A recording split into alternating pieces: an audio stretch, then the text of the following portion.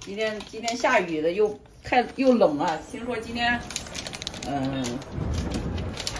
船上有雪哦，咱今天吃个火锅哪好呢？剪刀呢？哦，有剪刀。哎呦，我这个手哦对，把油包够了吧？每天都在忙忙碌碌的工作，终于好不容易熬到了周末，约上几个朋友一起坐坐，一起聊聊那过去的坎坷。来个顺序就哪个顺手到哪个。再累也是男人的职责，就算遇到困难，别退缩，未来让我们一起去拼搏。一片豆瓣。在这下雨天，适合吃火锅。这全部都是地道的，不知道直接这样弄这玩意儿，可这样好做，我放位置上了，这个我先扫一下。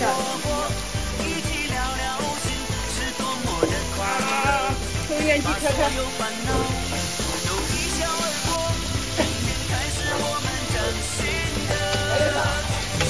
还放点味精吗？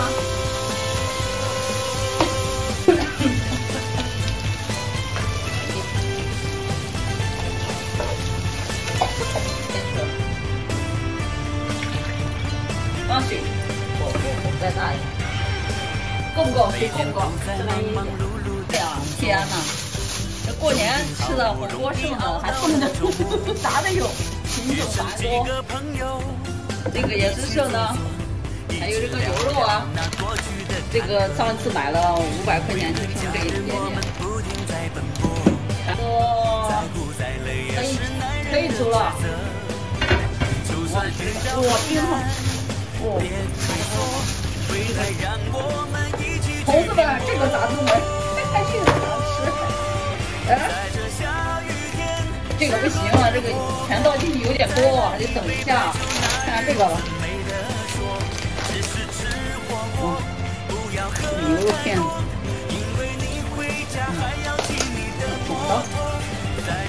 这个牛肉片全部放进去可以吃的。这个没有那么多，可以一次放进去。哎呀，这样吃啊！哎呀，吃了好吃就行，好吃就行。不讲究了，咱就别讲究了。好，可以吃了吗？打开看哈。哎呦，天，环境实在是。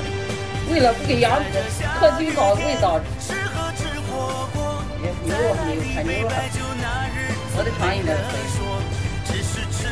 站着厨房吃火锅去，牛肉应该可以了。